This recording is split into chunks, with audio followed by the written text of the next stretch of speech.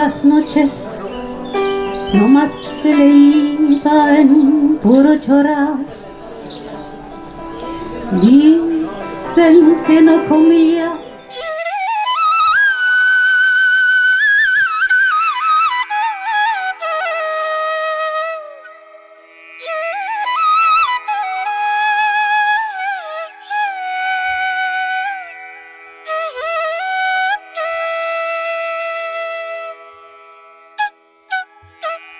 Monsieur le maire, on se retrouve à Clarey alors pour la deuxième édition du Salon des Arts et du Livre. Alors, on vous avait déjà vu plusieurs fois dans la halle de verre pour la culture, mais là c'était l'art contemporain notamment, et le verre bien sûr, mais là aujourd'hui c'est le livre. Alors, encore une nouvelle orientation sur la culture à Clarey.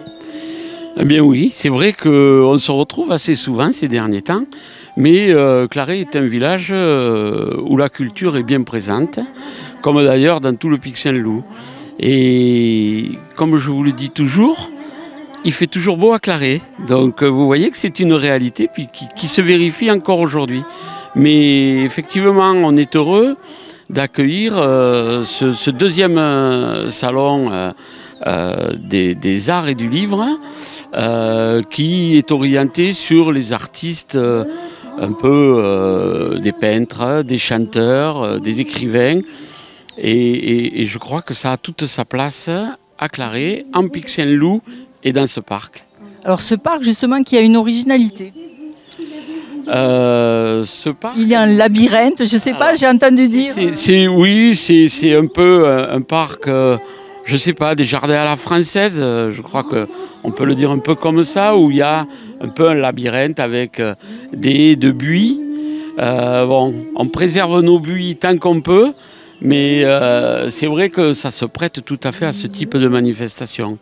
Et puisque j'ai la parole, je vais en profiter pour remercier les bénévoles qui sont à l'initiative de cette manifestation. Bon, bien sûr, la municipalité les soutient, mais sans eux, ça n'aurait pas eu lieu. Donc ça sera renouvelé. C'est quelque chose qui va être récurrent. Écoutez, là on est à la deuxième édition. L'objectif, oui, c'est que ça s'inscrive comme un rendez-vous annuel du Grand Pic Saint-Loup, en tout cas de la commune de Clarey.